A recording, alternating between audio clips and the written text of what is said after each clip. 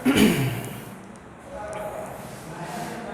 Students, welcome to Bind Edutech class. Last video में हम लोगों ने डिस्कस किया था नेचर ऑफ मैनेजमेंट, जिसमें हम लोगों ने management as a science discuss किया, मैनेजमेंट एज एन आर्ट, और लास्ट में हम लोगों ने डिस्कस किया था मैनेजमेंट एज अ प्रोफेशन। तो मैनेजमेंट एज अ साइंस में हम लोगों ने देखा कि science is a systematised body of knowledge, okay, जिसको हम एक्वायर कर सकते हैं थ्रू ऑब्जर्वेशन और एक्सपेरिमेंटेशन के थ्रू। यहाँ पर जो हमें मैनेजमेंट के रूल्स मिलेंगे, मैनेजमेंट के सिद्धांत अगर हमें प्राप्त होंगे मैनेजमेंट एज अ साइंस में, तो हमें वो एक्सपेरिमेंट के थ्रू प्राप्त होंगे। यानी बार बार अगर हम लोग एक्सपेरिमेंट करते रहेंगे तो जो उसका जो रिज़ल्ट है वो हमें प्राप्त होगा। और यहाँ पर एक चीज़ और जाना था हम लोगों ने कि मैनेजमेंट एज अ साइंस में सिस्टमेटाइज्ड बॉडी में जो हम एक्सपेरिमेंटेशन के थ्रू ला रहे हैं, यहाँ पर कॉज एंड इफ़ेक्ट भी बहुत इम्पॉर्टेंट रोल प्ले करता है। क्या कारण है, किस कारण की वजह से हम लोग कौन सा काम कर रहे हैं। अगर हम लोग मैनेजमेंट के प्रिंसिपल को एप्लीकेबल बना रहे हैं या एप्लीकेबल कर रहे हैं तो उसका कारण क्या है, कॉज एंड इफ़ेक्ट कारण होगा। देन यूनिवर्सल वैलिडिटी, मैनेजमेंट के प्रिंसिपल्स को अगर हम लोग कहीं अप्लाई करना चाहते हैं या मैनेजमेंट को अप्लाई करना चाहते हैं तो मैनेजमेंट जो है वो किसी एक एरिया के लिए नहीं बनाया गया है या किसी एक डिपार्टमेंट के लिए क्रिएट नहीं किया गया है ना। Scientific principles have universal validity, can be apply in all situation and all times. वो किसी भी ऑर्गेनाइजेशन में एप्लीकेबल होगा, किसी भी समय हम उसको एप्लीकेबल कर सकते हैं। उसके लिए हमें किसी चीज़ को लेकर के नहीं चलना है या कोई चीज़ हम पर इम्पोज या रिस्ट्रिक्शन नहीं है। देन आफ्टर हम लोगों ने बातें की थी कि मैनेजमेंट एज एन आर्ट क्या बोलता है। तो मैनेजमेंट एज एन आर्ट, इसमें हम लोगों ने देखा जो हम लोग थ्योरेटिकल नॉलेज एक्वायर करते हैं उसके बाद अगर हम लोग किसी चीज़ को प्रैक्टिकल में लाते हैं तो वो हमेशा अलग अलग होता है, क्योंकि यहाँ पर जो हमें नॉलेज गेन होता है वो किसी लिटरेचर के थ्रू प्राप्त हो रहा है ना। Art is based on existing of some theoretical knowledge, concept and principles. Example, literature of dancing, अगर कोई डांस कर रहा है या कोई गाना गा रहा है या कोई पोयम सिंगिंग हो रहा है तो यहाँ पर जितनी सारी चीज़ें, उन सारी चीज़ों का लिटरेचर पहले से अवेलेबल है। Then personalised application, art is a personalised concept as everyone applies the theoretical knowledge in his own way, okay. For example, अगर हम कोई नॉलेज एक्वायर करते हैं, क्या हम अकेले ऐसे व्यक्ति हैं जो नॉलेज एक्वायर कर रहे हैं? नहीं, बहुत सारे लोग हैं जो मैनेजमेंट का पढ़ाई करते हैं, लेकिन हर मैनेजर, जो व्यक्ति मैनेजमेंट का पढ़ाई कर लेता है, जब वो किसी ऑर्गेनाइजेशन में जाकर के मैनेजर बनता है, जो वहाँ पे वो प्रिंसिपल्स को एप्लीकेबल करता है, वो अपने हिसाब से करता है। पढ़ाई तो उसने एक ही जगह से किया है। मान लेते हैं कि दो दोस्त हैं, ए और बी, दोनों ने मैनेजमेंट का पढ़ाई एक ही इंस्टीट्यूशन से किया, एक ही साथ वो पास किए, लेकिन डिफरेंट ऑर्गेनाइजेशन में उन लोगों ने जॉब किया। लेकिन जब सेम सिचुएशंस को दोनों फेस करेंगे तो हो सकता है कि दोनों का तरीका अपना अपना अलग अलग हो। क्योंकि अगर हम लोग डांसर की भी बात करते हैं तो डांसर अगर एक ही गाना पे डांस कर रहा है, लेकिन कुछ ऐसे वो मूव्स लेता है, कुछ ऐसा वो करता है जो उसको दूसरे डांसर से अलग बनाया जाता है ना।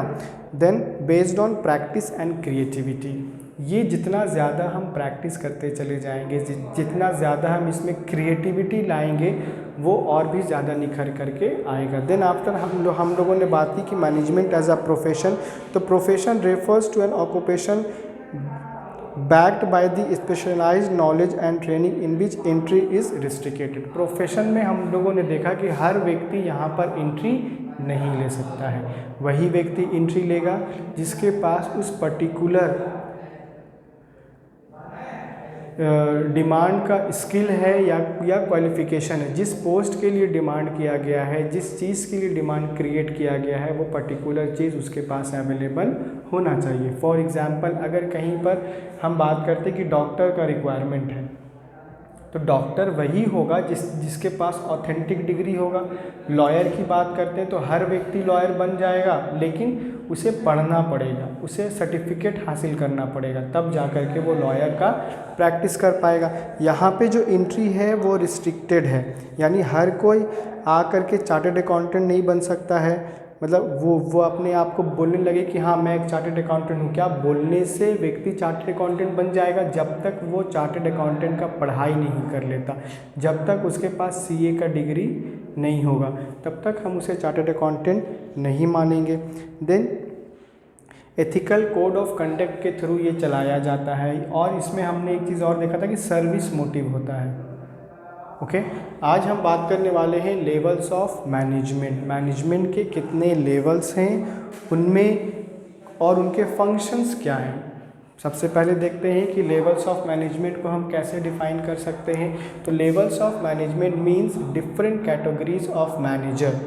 मैनेजर के डिफरेंट कैटेगरी हमें देखने को मिलेंगे, to the lowest to the highest. ये बिल्कुल याद रखना है, कहाँ से बात कर रहे हैं, लोएस्ट टू द हाईएस्ट या हाईएस्ट टू द लोएस्ट की बात कर रहे हैं। On the basis of their relative responsibilities, authority and status. जो उन्हें रिस्पॉन्सिबिलिटी दिया जाता है ऑर्गेनाइजेशन की तरफ से, और जो रिस्पॉन्सिबिलिटी दिया जाएगा उसके अकॉर्डिंग उनको ऑथोरिटी मिलेगा। अगर रिस्पॉन्सिबिलिटी ऑथोरिटी मिल रहा है तो उनका एक अपना स्टेटस होगा। ओके, अगर हम किसी भी ऑर्गेनाइजेशन में जा कर के देखते हैं तो वहाँ पर नंबर ऑफ़ एम्प्लॉइज़ काम कर रहे हैं, तो सारे के सारे एम्प्लॉइज़ का जो स्टेटस है, पावर है, रिस्पॉन्सिबिलिटी है, वो सेम नहीं होता है ना। अगर मान लेते हैं कि एक ऑर्गेनाइजेशन में अगर 100 लोग काम कर रहे हैं तो 100 लोगों का जो पावर, रिस्पॉन्सिबिलिटी और स्टेटस होगा वो सेम नहीं होगा। वो सेम इसीलिए नहीं होगा कि अगर हम सभी को सेम लेवल पर रखेंगे तो फिर कौन किसका बात सुनेगा, कौन ऑर्डर देगा, कौन किसको रिपोर्ट देगा। तो ये तब होगा जब हम यहाँ पर एक रिस्पॉन्सिबिलिटी और ऑथोरिटी को अलग अलग तरीके से डिफ़ाइन करेंगे। अर्थात अगर हमने देखा कि चलो हमारे पास 100 लोग हैं, हमने 90 लोगों को एक साथ रखा और इनमें से 10 लोगों को हमने अलग अलग पोस्ट दे दिया और अलग अलग स्टेटस, रिस्पॉन्सिबिलिटी और ऑथोरिटी दिया गया, ताकि ये जो 90 मेंबर्स हैं या जो 90 एम्प्लॉय हैं ये अपना काम परफेक्टली करें। उसके अलावा भी 10 में से 10 लोगों को हम सेम पावर नहीं देंगे, अलग अलग देंगे। अलग अलग डिपार्टमेंट्स क्रिएट किए गए हैं, अलग अलग रिस्पॉन्सिबिलिटी दिया जाएगा, ताकि हमारे ऑर्गेनाइजेशन का ओवरऑल डेवलपमेंट हो पाए। ओवरऑल डेवलपमेंट हो पाए, ज़्यादा से ज़्यादा हमारा ऑर्गेनाइजेशन डेवलप हो पाए या प्रॉफिट कमा पाए। तो इसके लिए हमें हर एक रिस्पॉन्सिबिलिटी को अच्छे से निभाना पड़ेगा। इसमें हम 3 चीज़ें पढ़ेंगे, टॉप लेवल, मिडिल लेवल और लोअर लेवल। यानी मैनेजमेंट के लेवल्स को अगर डिवाइड करने की बात बोली जाए तो मैनेजमेंट के लेवल को हम 3 पार्ट में या 3 लेवल्स में डिवाइड कर सकते हैं। लेवल नंबर 1 हमारे पास है top level of management, then middle level of management and the last we have is lower level of management. Management के लेवल्स को हम लोग 3 पार्ट में डिवाइड कर सकते हैं। पहले हम बात करेंगे नंबर 1 टॉप लेवल मैनेजमेंट और उसके फंक्शंस के बारे में। तो टॉप लेवल ऑफ मैनेजमेंट क्या बोलता है?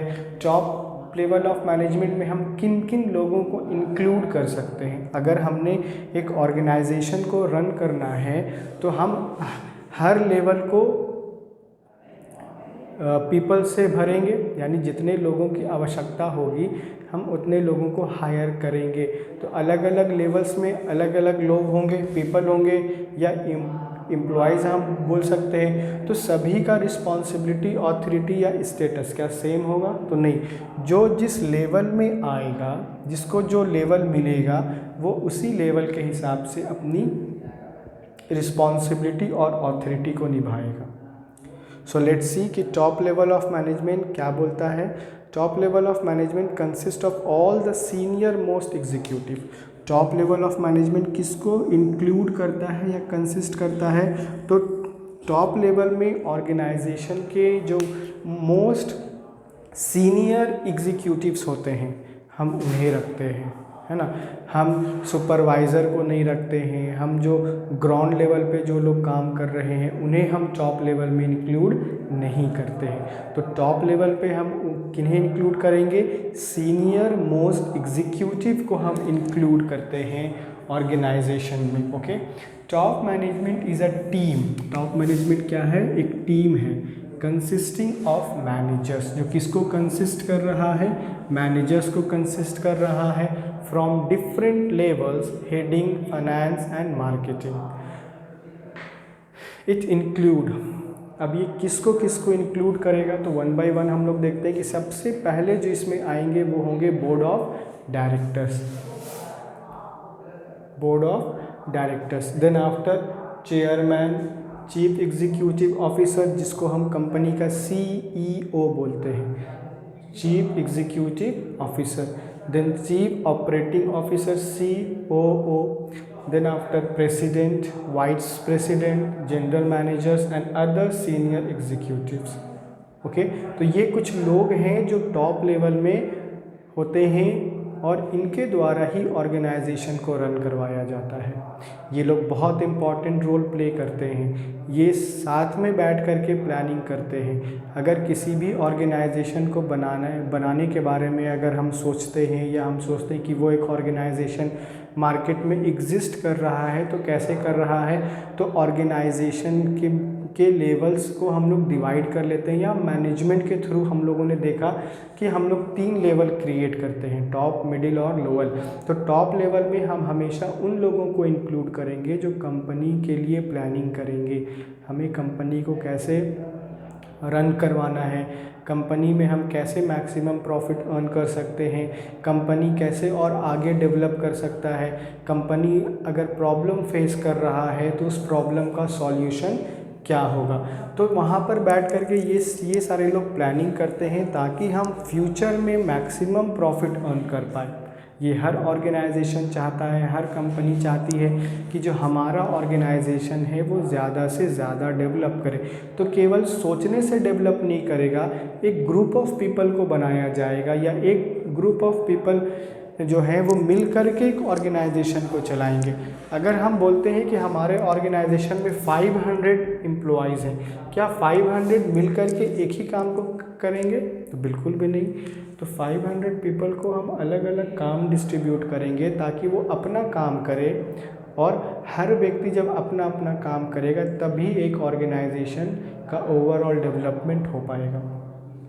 This top level managers are responsible, ये जो टॉप लेवल्स पर जितने भी मैनेजर्स हैं, हम लोगों ने अभी जो देखा कि managers of different levels like heading finance and marketing, board of directors, company का CEO या COO, president, vice president, okay, या अदर जनरल मैनेजर या और अदर सीनियर एग्जीक्यूटिव्स, ये सारे लोग रिस्पॉन्सिबल हैं किस चीज़ के लिए? तो कंपनी के वेलफेयर के लिए और सर्वाइवल के लिए, welfare and survival of the organisation. एक ऑर्गेनाइजेशन को अगर हम लोगों ने बहुत सारे रिसोर्सेज के साथ स्टार्ट किया है, तो केवल इनिशियल स्टेज में अगर हम कंपनी के लिए या ऑर्गेनाइजेशन के लिए बहुत मेहनत कर रहे हैं, तो क्या बाकी टाइम के लिए हमें नहीं करना चाहिए? तो बिल्कुल करना चाहिए। अगर इनिशियल स्टेज में जितना कंपनी के लिए हमें एफ़र्ट्स लगाना चाहिए, वो कंटिन्यूअसली वैसा ही एफ़र्ट अगर हम लगाते रहेंगे तभी हमारा ऑर्गेनाइजेशन डेवलप करेगा। तो बोर्ड ऑफ डायरेक्टर्स या CEO या अदर सीनियर एग्जीक्यूटिव ये हमेशा ध्यान में रखते हैं कि हम कैसे अपने कंपनी का वेलफेयर कर पाए, कैसे हम अपने ऑर्गेनाइजेशन का वेलफेयर कर पाए, कैसे हम अपने ऑर्गेनाइजेशन में काम करने वाले एम्प्लॉयज़ का वेलफेयर कर पाए। जब तक उनका कल्याण नहीं होगा, जब तक उनको लाभ नहीं मिलेगा, जब तक उनको प्रॉफिट नहीं मिलेगा, तो वो सर्वाइवल भी असंभव है। सर्वाइवल तभी पॉसिबल है जब हम प्रॉफिट कमाएंगे। सर्वाइवल तभी पॉसिबल है जब हमारे ऑर्गेनाइजेशन में काम करने वाले एम्प्लॉय को सही समय पर भुगतान किया जाएगा, पेमेंट किया जाएगा, या उनको जितनी भी चीज़ों का बात किया गया या अदर इंसेंटिव या जो भी उनसे बात किया गया वो उन्हें समय पर मिले। तो टॉप लेवल मैनेजर का ये रिस्पॉन्सिबिलिटी है कि वो इंश्योर करे टाइम टू टाइम हर एक एक्टिविटी को चेक करे, वेरीफाई करे कि क्या हम जितनी सारी चीज़ें लेकर के चल रहे हैं क्या वो सही से काम कर रही हैं या नहीं कर रही हैं। ये भी बहुत इम्पॉर्टेंट है कि हम बहुत सारा एक्टिविटी के लिए प्लानिंग करते हैं, लेकिन अगर हम उन्हें इम्प्लीमेंट करने के बाद चेक नहीं करते हैं तो बहुत ज़्यादा डिफरेंसेस हमें दिखाई देते हैं, जो प्रॉब्लम बाद में जाकर यानी फ्यूचर में जाकर के क्रिएट कर सकते हैं। तो फ्यूचर में वैसा कोई प्रॉब्लम क्रिएट ना हो, इसके लिए हमें टाइम टू टाइम चेकआउट करना चाहिए। Next we have is functions, main functions of top level management. Top level management के कुछ मेन फंक्शंस हैं। Number 1, to integrate diverse element and coordinate the activities of different departments according to the overall objectives of the organisation.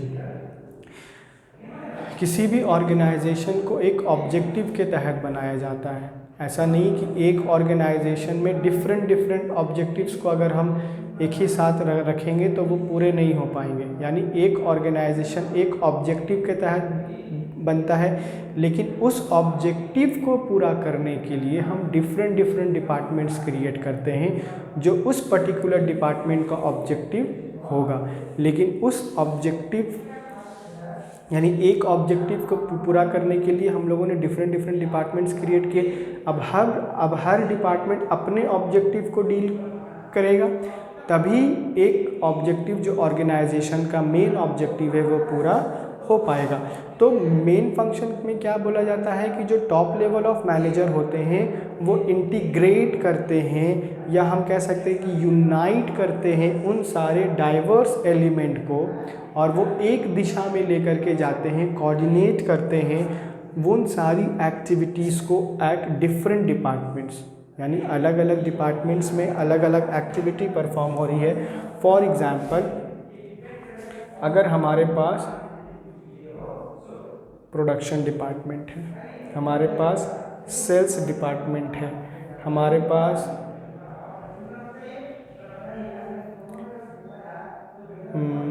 Purchase department है, okay. तो purchase department है, sales department है। अब इन सारे डिपार्टमेंट्स का काम अपना अपना है, अलग अलग काम है। तो ये अपने डिपार्टमेंट के ऑब्जेक्टिव को पूरा करेगा, ये अपने डिपार्टमेंट, और ये अपने डिपार्टमेंट के ऑब्जेक्टिव को पूरा करेगा। लेकिन इन तीनों के अलावा एक मेन ऑब्जेक्टिव है जिन्हें इन तीनों के द्वारा ही पूरा कराया जा सकता है। ऐसा नहीं है कि मेन ऑब्जेक्टिव है वो खुद से पूरा हो जाएगा और बाकी ये सारे लोग अपने ऑब्जेक्टिव के लिए केवल मेहनत करेंगे। अपने ऑब्जेक्टिव को भी कंसर्न में रखना है, और ऑर्गेनाइजेशन का जो मेन ऑब्जेक्टिव है उसके लिए भी मेहनत करना है। तो मेन ऑब्जेक्टिव को पूरा करने के लिए डिपार्टमेंट वाइज जितने ऑब्जेक्टिव्स हैं उसे पूरा करना इज़ वेरी इंपॉर्टेंट। तो यही बोलता है कि कोऑर्डिनेट द एक्टिविटीज़, सारी एक्टिविटी को राइट डायरेक्शन में कोऑर्डिनेट करना है। किस चीज़ का? Of different departments according to the overall objectives, okay. Overall objective of the organisation, organisation का ओवरऑल ऑब्जेक्टिव जो है वो पूरा हो पाए। तो प्रोडक्शन डिपार्टमेंट का काम है कि वो प्रोडक्शन करे। तो उसको बोल दिया गया है कि आपको पर डे, मान लेते हैं कि 100 यूनिट का प्रोडक्शन करना है, या आपको 100 प्रोडक्ट बनाने हैं, या 100 मार्कर बनाना है। तो उसका काम है कि पर डे वो 100 मार्कर बनाएगा, फिर वो 100 मार्कर बना करके सेल्स डिपार्टमेंट को सप्लाई करेगा, और सेल्स डिपार्टमेंट फिर उसे मार्केट में जा कर के बेचेगा, है ना।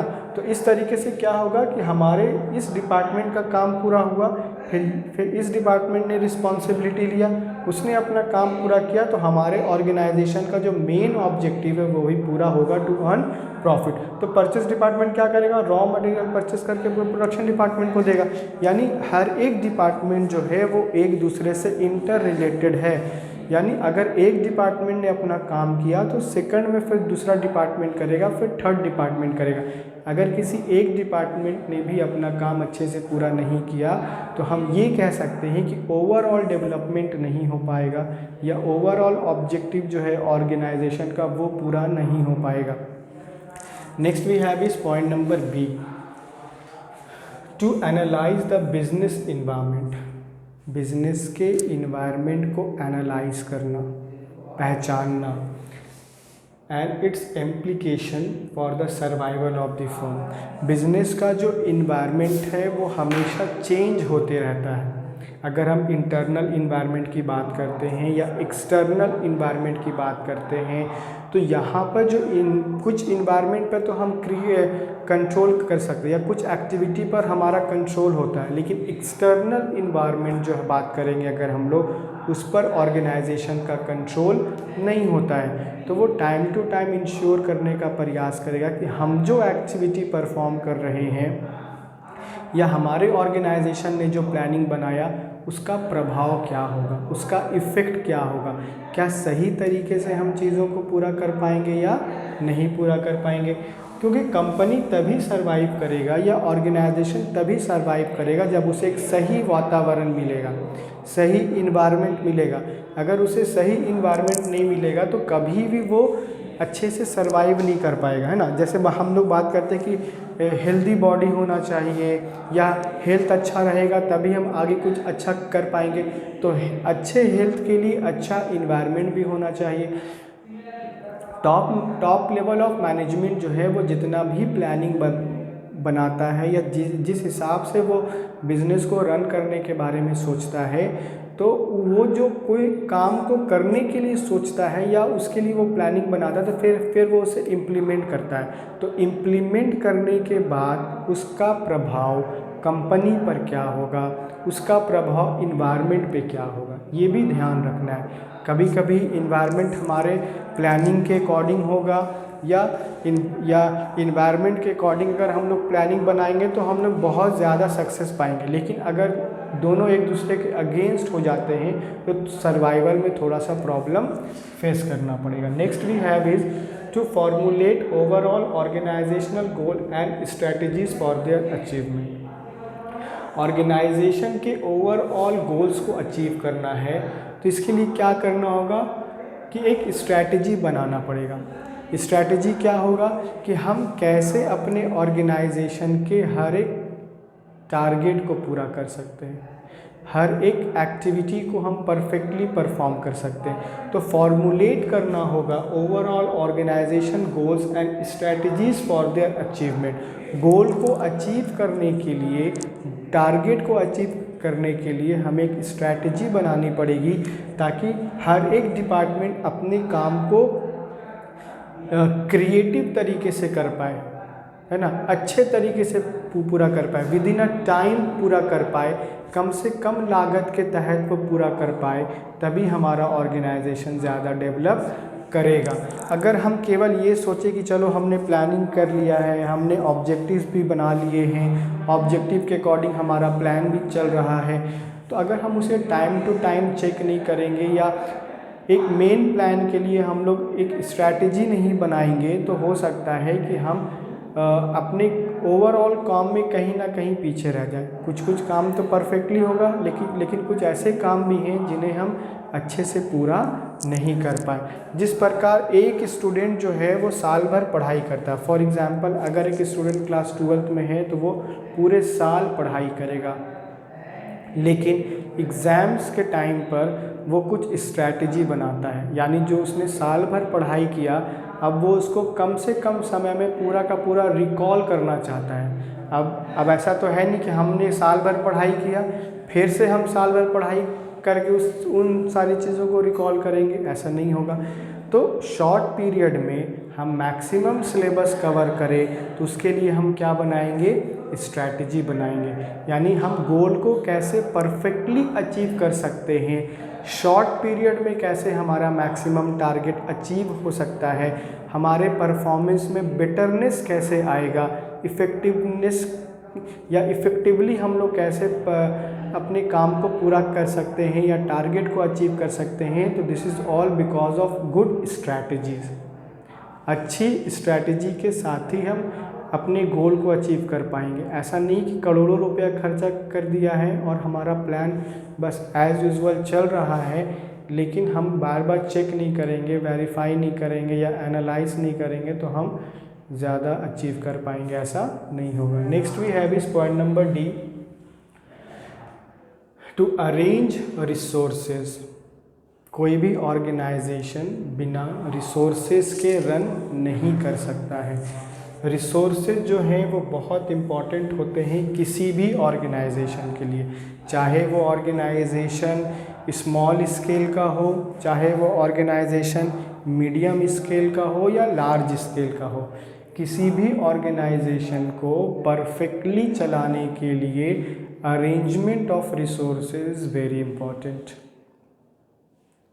अगर ऑर्गेनाइजेशन को रिसोर्सेज की कमी हो जाएगी तो वो अपना दूसरा काम नहीं कर पाएगा। फॉर एग्ज़ाम्पल हम मेन रिसोर्सेज को क्या इंक्लूड कर सकते हैं? Number 1 main employees, workers, labour, यानी ह्यूमन रिसोर्सेज की हम बात करते हैं। कोई भी ऑर्गेनाइजेशन में कितना भी हाई टेक्नोलॉजी लग गया हो, लेकिन स्टिल उस टेक्नोलॉजी को रन करने के लिए वी नीड ह्यूमन रिसोर्सेज। हमें अभी भी ह्यूमन रिसोर्सेज की आवश्यकता है ताकि हाई टेक्नोलॉजी को भी हैंडल करने के लिए कम से कम 1 या 2 व्यक्ति की आवश्यकता होगी।